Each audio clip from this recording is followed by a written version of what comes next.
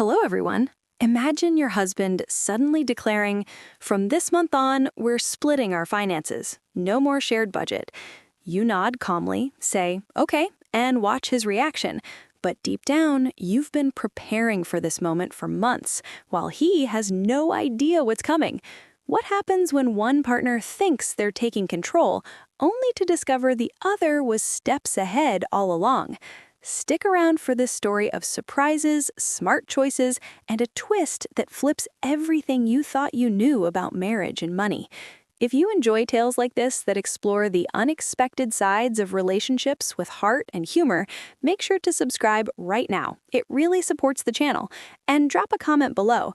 Where are you listening from? And has anything similar ever happened in your life? Let's begin. My name is Rebecca Hayes, and this all happened in our comfortable home in a leafy suburb of Seattle, Washington. I'd been married to my husband, Jonathan, for 18 years. We met in our late 20s. He was a software engineer climbing the corporate ladder. I was a freelance graphic designer building my own client list from home. Jonathan was ambitious, always planning the next big thing, while I was the steady one, handling the day-to-day details that kept our life running smoothly. We had 2 kids, our daughter, Lily, 15, who loved art classes and soccer, and our son, Max, 12, who was all about video games and science experiments. Life was good, busy, but good. For years, our finances were combined. Jonathan brought in the bigger paycheck from his tech job, and I contributed what I could from my freelance work, which varied month to month. We shared everything: bills, savings, even a joint credit card for groceries and family outings. It worked, or at least I thought it did. Jonathan handled the investments and big decisions, like our retirement accounts and the kids' college funds. I managed the household budget, paying utilities, planning meals, tracking school fees. We never fought about money, but lately I'd noticed little things. Jonathan would sigh over the grocery bill, question my latest client payment delay, or make offhand comments about tightening the belt. One Friday evening last fall, after the kids were in bed, Jonathan sat me down in the living room. The fireplace was crackling softly, casting warm shadows on the walls. He had that serious look, the one he got when discussing work promotions or car repairs. "Rebecca," he said, folding his hands in his lap, "I've been thinking. From this month on, we should have separate budgets. You handle your earnings, I'll handle mine. We'll split the household bills 50-50, but everything else, personal spending, clothes, hobbies, that's on our own." I looked at him, cup of herbal tea halfway to my lips. "Separate budgets? Why now?" He leaned back, explaining like he'd rehearsed it. "It's practical. My job's demanding more travel, and with the economy the way it is, I think it's smart for us to be more independent. You have your freelance income, it's steady enough. This way we both feel accountable. No more surprises at the end of the month." I set my tea down carefully. "Accountable. Okay, and the kids' stuff? School supplies, activities? We'll split those too," he said quickly. "Fair's fair." I studied his face. Confident, almost relieved, like he'd solved a problem he'd been mulling over for weeks. Part of me wanted to ask more questions. What surprises? What did he mean by accountable? But another part, the part that had been noticing his late nights at the office, his new gym membership he never mentioned paying for, his casual mentions of work dinners, stayed calm. "All right," I said evenly, "if that's what you want, let's do it." He blinked, like he expected pushback. "Really? No arguments?" I smiled faintly. "No arguments. We'll start this month." He nodded, looking pleased. "Great, I'll set up separate accounts tomorrow. This will be good for us, Rebecca. More independence." As he headed upstairs to bed, I stayed in the living room a little longer, staring at the fire. Independence. Funny word. What Jonathan didn't know was that I'd been preparing for something like this for months, not because I suspected he'd suggest separate finances, though his comments had made me wary, but because I'd started building my own safety net, quietly, carefully. It began 6 months earlier, after a conversation with my best friend, Carla. She'd gone through a divorce the year before and shared how unprepared she'd been financially. "Don't rely on one pot," she'd said. "Have your own." Her words stuck. So I started small. I opened a separate savings account in my name only, nothing big, just transferring bits from my freelance checks. I took on extra clients, working late after the kids were asleep. I learned about investments, simple ones like index funds and bonds, through online courses. I even started a side gig designing logos for small businesses, keeping the earnings separate. Jonathan never noticed. He was too busy with his own world, meetings, deadlines, the occasional golf game with colleagues. I didn't hide it exactly, I just didn't mention it. After all, our finances were joint. Until now. The next day, Jonathan transferred half the monthly bills to my new account. "Here's the list," he said, handing me a spreadsheet. "Mortgage, utilities, groceries, split down the middle. Your share is due by the 15th. I nodded. Got it. The first week was easy. I paid my half of the electric bill on time. Groceries, I shopped smarter, using coupons and meal planning like I always did. Jonathan seemed surprised when I handed him my portion in cash for the kids' soccer fees. "You're on top of this," he said, almost impressed. I smiled faintly. "Always have been." But as the month wore on, little cracks appeared. Jonathan forgot to pay his share of the water bill, said he was swamped at work. I covered it, but noted it. He splurged on a new smartwatch, then complained when the cable bill came higher than expected. "These fees are ridiculous," he muttered. I didn't say anything, just paid my half. One evening, about 3 weeks in, Jonathan came home late. The kids were doing homework. I was in the kitchen prepping dinner. Simple stir-fry, nothing fancy. "Sorry I'm late," he said, loosening his tie. "Meeting ran over." "No problem," I replied. "Dinner's almost ready." He glanced at the pan. "Stir-fry again? We had that last week." "It's affordable," I said lightly, "and healthy." He frowned but didn't push. Later, as we ate, Lily asked about the upcoming school trip. "It's $200, Dad. Can we afford it?" Jonathan looked at me. "Of course, we'll split it." I nodded. "My half's ready." He shifted uncomfortably but said nothing. That night, in bed, Jonathan turned to me. "This separate thing, it's working, right?" I met his eyes. "For me, yes. How about you?" He hesitated. "It's an adjustment, but good. Builds responsibility." I smiled in the dark. Responsibility, yes.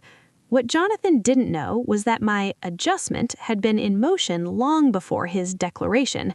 My freelance income had grown, quietly, steadily. I'd landed a big contract with a local marketing firm, designing their entire branding package. The check cleared last week, enough to cover my share of everything for months. I'd even started a small emergency fund for the kids. But as the month ended, something shifted. Jonathan started coming home earlier. He cooked dinner twice, burned the pasta once, but tried. He asked about my day more often. "How's that new client?" he'd say, like he was really listening. One Saturday morning, he sat me down in the kitchen table with coffee. "Rebecca," he said, looking down at his hands, "about the separate budgets, I think we should talk." I set my mug down. "Okay, what's on your mind?" He looked down at his hands. "It's harder than I thought. The little things add up, and I miss us as a team." I waited. "I suggested it because I was stressed at work.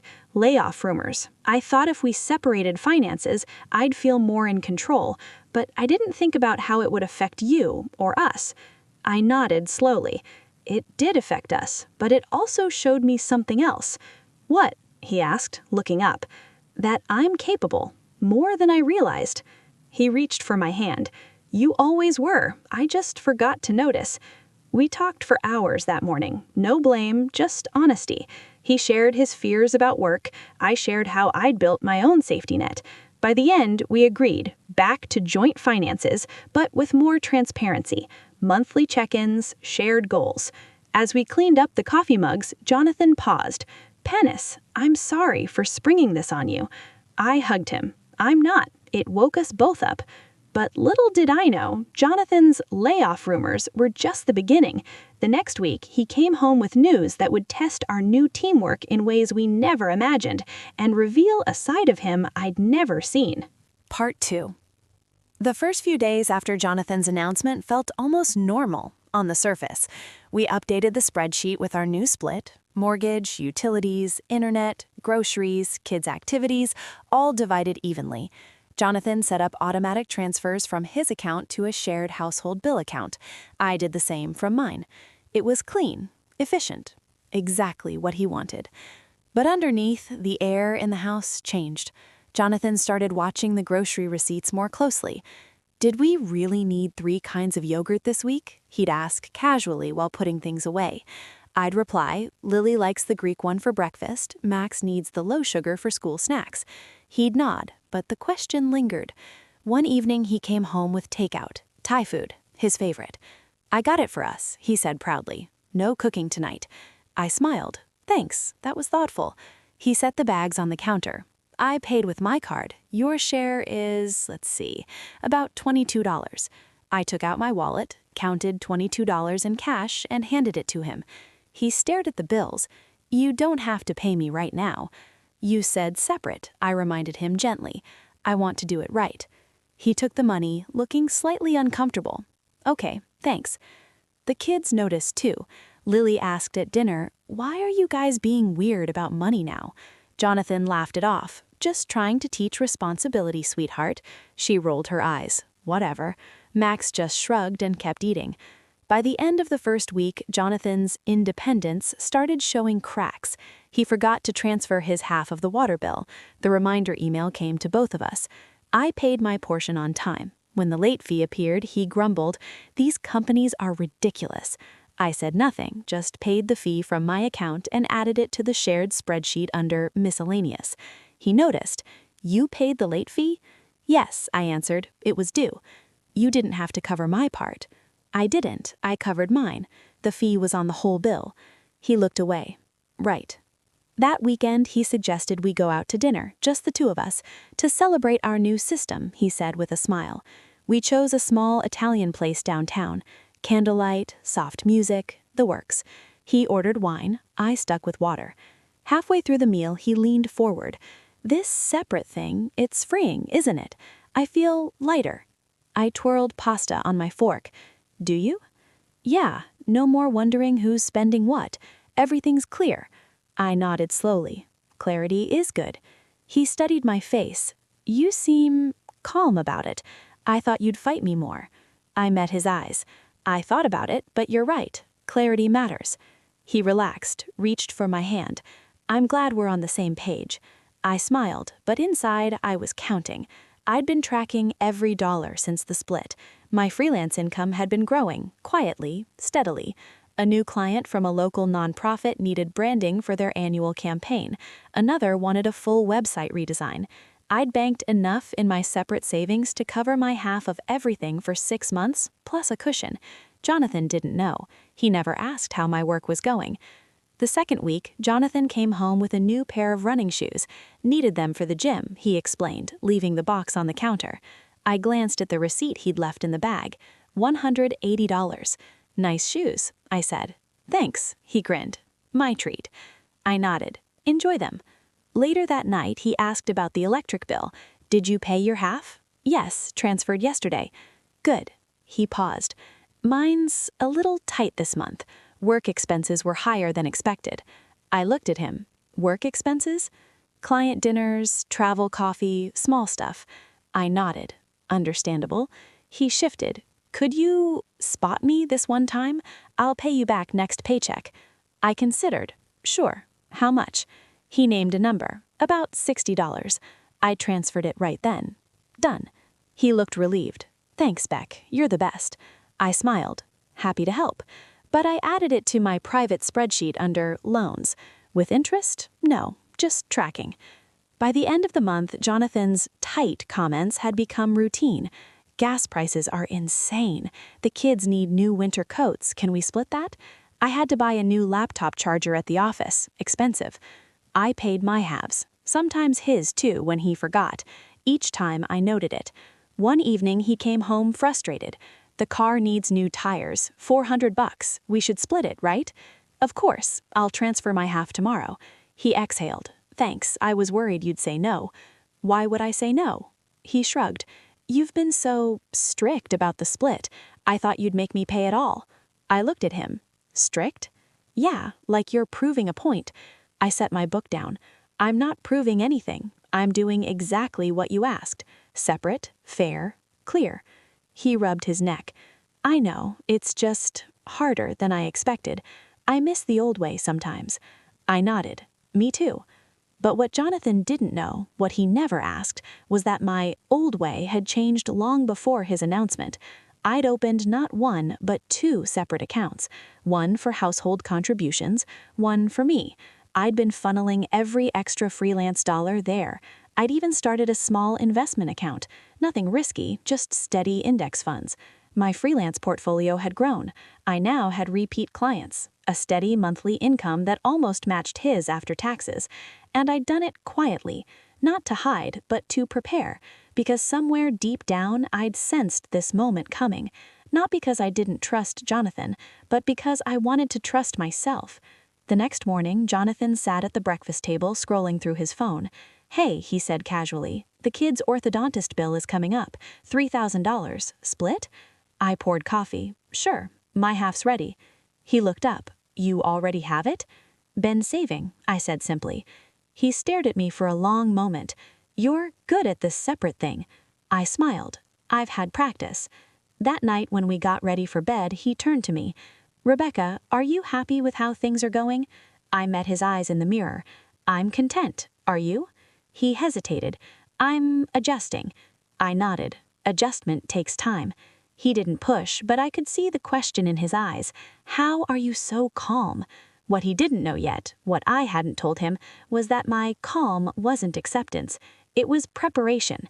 And in just a few more weeks, he'd find out exactly how prepared I'd become. Part 3. The third week of separate finances felt like walking on eggshells. Jonathan was still adjusting, but the cracks were widening. He came home one Tuesday with a new golf club in a bag. Impulse buy, he said with a sheepish grin. The pro shop had a sale. I looked at the receipt he left on the counter. $320. Nice. Enjoy the game. He hesitated. It's from my account. No big deal.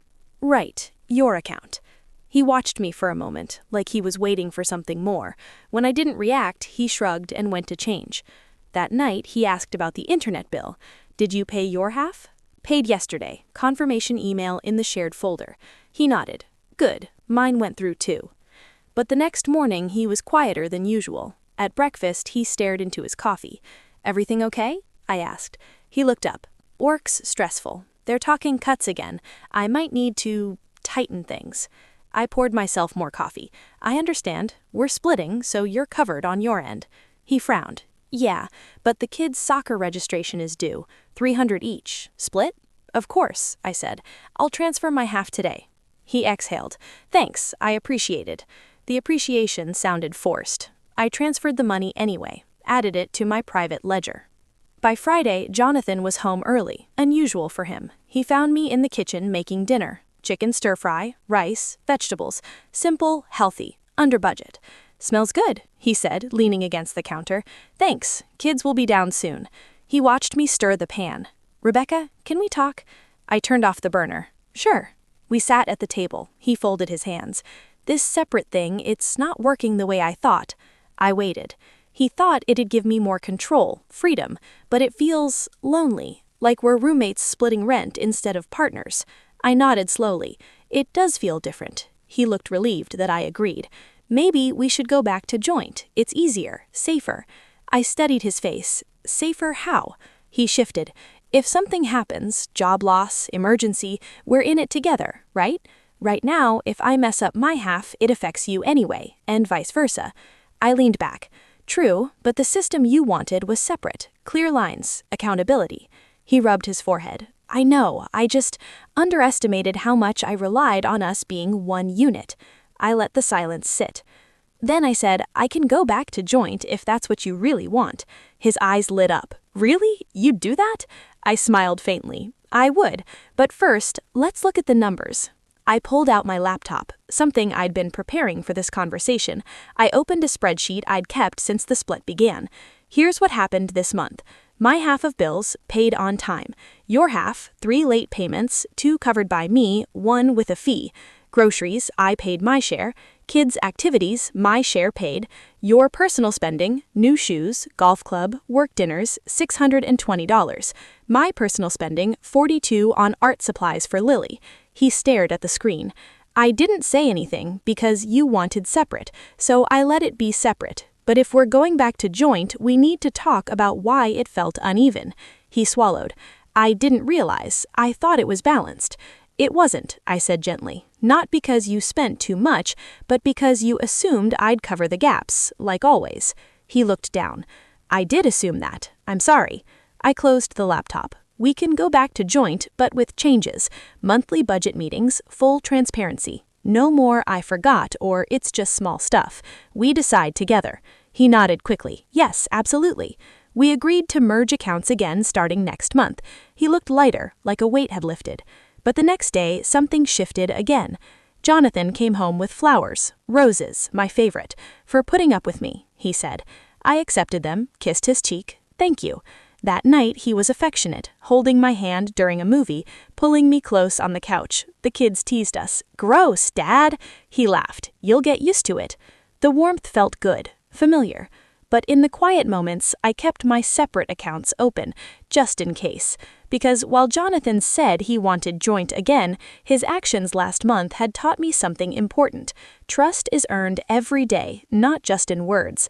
And 2 weeks later, Jonathan came home with news that tested everything we'd rebuilt. Beck, he said, sitting me down after the kids were asleep. The company offered me a promotion, better pay, but it means 6 months in San Francisco. Temporary. They cover relocation, housing. It's a big step. I felt my stomach drop. 6 months? I asked. He nodded. I want to take it. For us. For the kids' future. I looked at him. Really looked at him. The man I'd built a life with. The man who'd asked for separate finances 1 month ago. The man who'd just asked to go back to joint. And now he wanted to leave for half a year. What about us? I asked quietly. The kids. The house. We'll make it work, he said. Video calls every night. I'll fly home every other weekend. You can handle things here.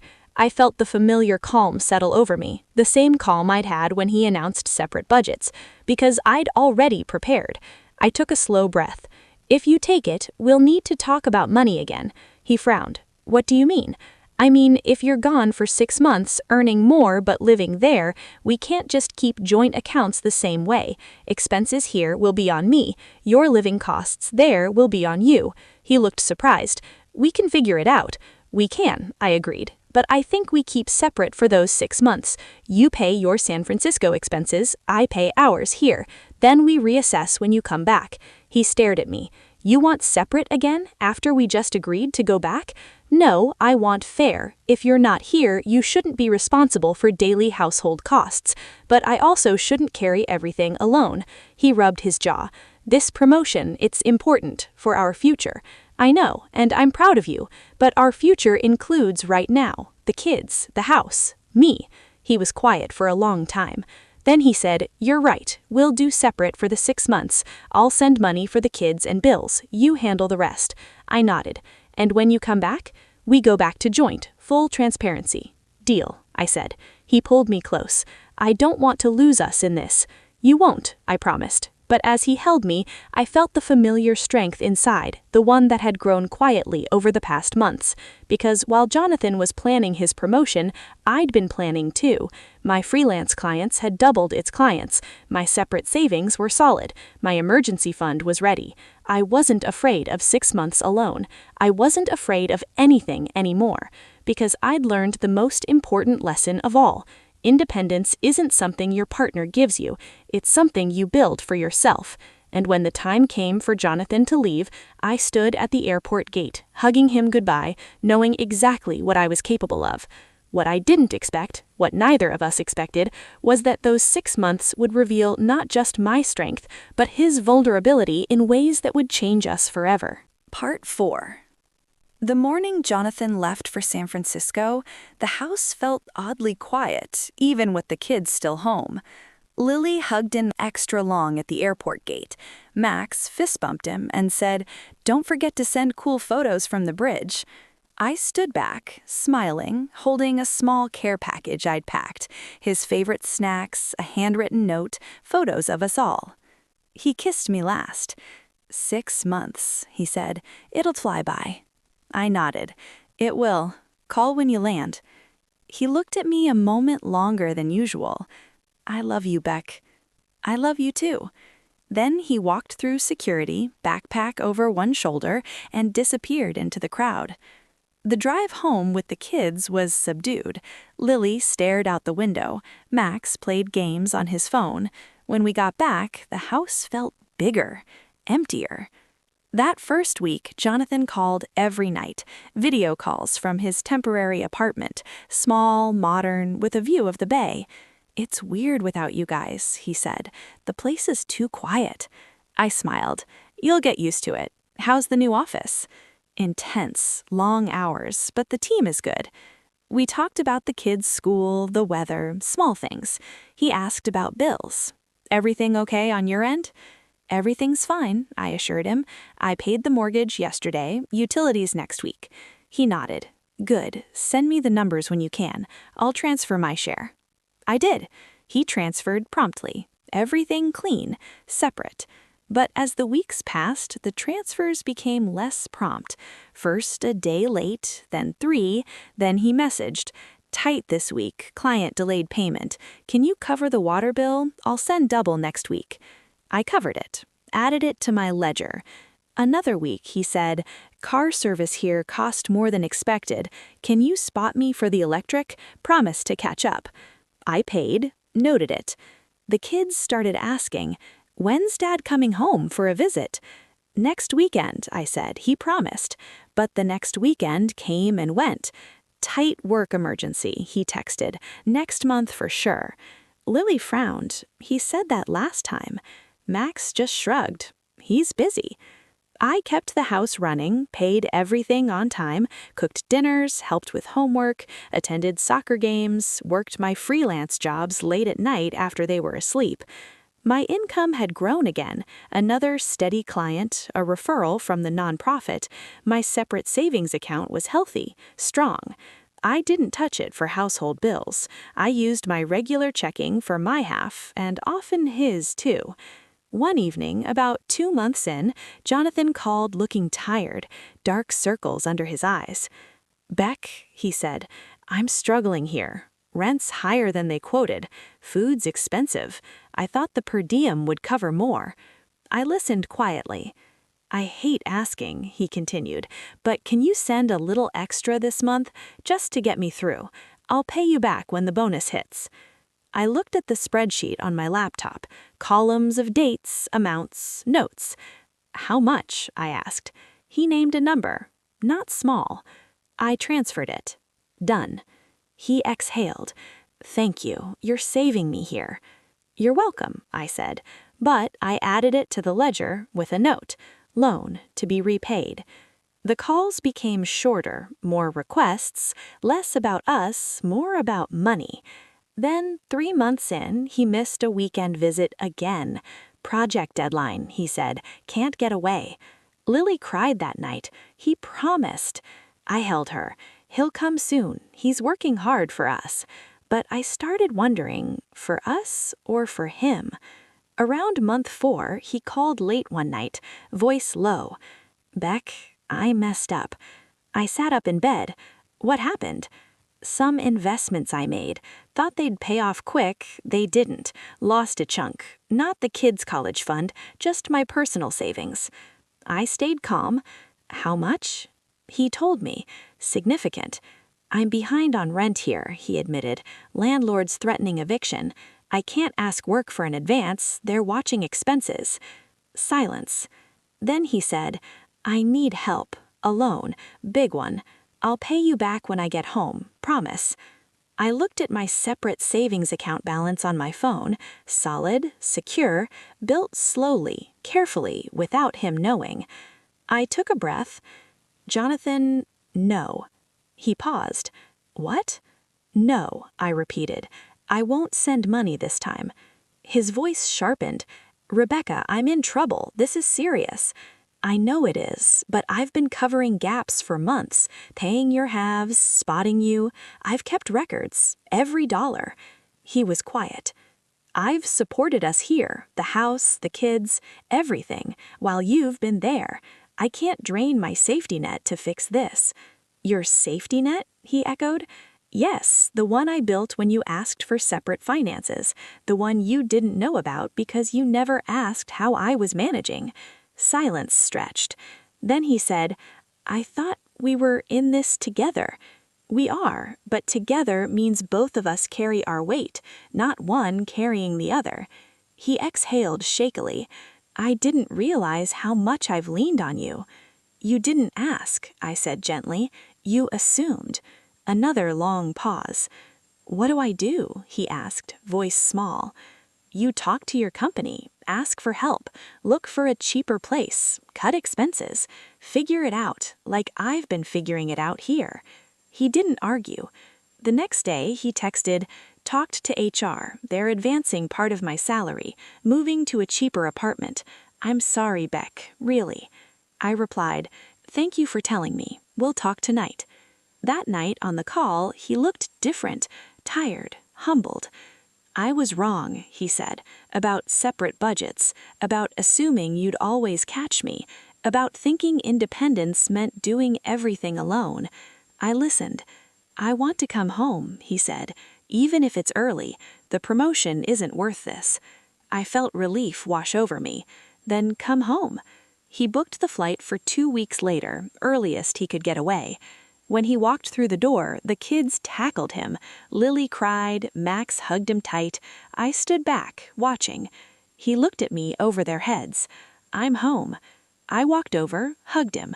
"Welcome back." That night, after the kids were asleep, we sat on the couch. "I want joint again," he said. "Full joint, no separate. And I want us to decide everything together, no more assumptions." I nodded. "I'd like that." He took my hand. "And I want to pay you back every cent I borrowed, with interest if you want." "No interest," I said. "Just honesty from now on." He pulled me close. "Deal." The next months were rebuilding, joint account restored, monthly budget meetings, full transparency. He started therapy, stress management, communication. I kept my separate savings for emergencies, for me. He never asked me to close it. He understood. One evening, about 6 months after he returned, he turned to me in bed. "You were ready," he said quietly, "when I wasn't." I smiled in the dark. I had to be. He kissed my forehead. "I'm glad you were." And in that quiet moment, I knew the separate budgets hadn't broken us. They'd prepared us for honesty, for equality, for a partnership that was stronger because both of us had learned to stand alone and choose to stand together. Part 5. The airport pickup felt like a homecoming. Jonathan walked through the gate looking thinner, tired, but lighter, like someone who'd carried a heavy backpack for months and finally set it down. The kids ran to him first. Lily hugged him so tight he laughed. Max gave him a quick, awkward embrace, then grinned. "You look like you need a burger." Jonathan ruffled his hair. "I do. Airport food doesn't count." I stood back for a moment, letting them have their reunion. When he looked up and met my eyes, something passed between us. Quiet acknowledgement. He walked over, pulled me close, and held on longer than usual. "I'm home," he whispered. "Welcome back," I said. We drove home with the windows down, fall air rushing in, kids talking over each other about school, soccer, the new video game Max wanted. Jonathan listened, nodding, smiling, like he was drinking in every word. That night, after the kids were asleep, we sat on the porch swing with blankets and tea. The neighborhood was quiet, streetlights glowing, leaves rustling. "I missed this," he said, "just sitting, no agenda." I nodded. "Me too." He turned to me. "Rebecca, I owe you more than money. I owe you an apology that words can't cover." "You already apologized," I reminded him. "Not enough." He took my hand. "I thought separate budgets would give me control. Instead, it showed me how much I'd taken you for granted. You kept the house running, the kids happy, everything steady, while I was chasing a promotion that almost cost me everything that matters. I squeezed his hand. It didn't cost us. It taught us. He looked out at the dark yard. When you said no to the loan, it scared me. Not because I needed the money, though I did, but because I realized I didn't know how to stand on my own. I'd always had you to lean on, and I'd never noticed how much. I stayed quiet, letting him speak. I spent those months trying to fix things alone. I took a second job delivering food on weekends, moved to a tiny studio, ate ramen. It was humbling, and every time I wanted to call and ask for more help, I remembered your voice, calm, clear. No, it wasn't cruel. It was honest, and it forced me to figure it out. He turned to me. You were ready for separate. I wasn't. You built something while I was still assuming the safety net would always be there. I smiled softly. I built it because I love you, and I love us. I wanted to make sure we could survive anything, even each other making mistakes. He laughed quietly. We did survive. Better than survive, I said. We grew. The next weeks were gentle rebuilding. We merged finances again, but differently. Joint checking for household bills, separate personal accounts for fun money, gifts, surprises, monthly budget meetings where we both showed everything, no hiding. He started contributing more to household tasks, cooking twice a week, handling laundry, picking up kids from practice. Small things, big difference. One evening, he came home with a folder. I made something for you. Inside, a simple financial plan. Retirement contributions increased, kids' college funds updated, an emergency fund goal, joint but with clear rules, and at the bottom, a line item for Rebecca's personal growth fund, money set aside every month for my freelance courses, equipment, whatever I needed to keep building. I looked up. You didn't have to do this. I wanted to. I want you to keep growing, not because you need to, but because you deserve to. I hugged him. Thank you. He kissed my forehead. Thank you for showing me what real partnership looks like. Months later, life felt balanced. Not perfect, still busy, still arguments about whose turn it was to unload the dishwasher, but honest, open, equal. One Saturday morning, Jonathan made breakfast. Pancakes, bacon, fresh fruit. The kids cheered when they saw it. He set a plate in front of me. For the woman who kept everything together when I couldn't. I smiled. Team effort. He sat beside me. Team effort, he agreed. Later that day, we took the kids to the park. Lily kicked a soccer ball, Max chased butterflies, Jonathan and I sat on a bench, watching. He took my hand. I almost lost this, he said quietly, because I thought control meant doing it alone. I leaned my head on his shoulder. We both learned, together. He kissed my temple. And we'll keep learning, every day. I looked up at him. Every day. The sun was setting, painting the sky orange and pink. The kids laughed in the distance. And in that moment, I felt it fully. Independence isn't the opposite of love. It's the foundation that lets love stand strong.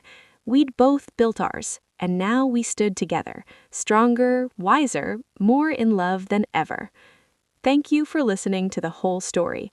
If it reminded you that sometimes the hardest conversations lead to the strongest bonds, please subscribe, leave a comment with your country, and tell me, has a tough financial decision ever made your relationship stronger? Take care of your partnership, talk openly, build quietly when needed, and remember, the best teams aren't the ones who never fall. They're the ones who learn how to stand up together.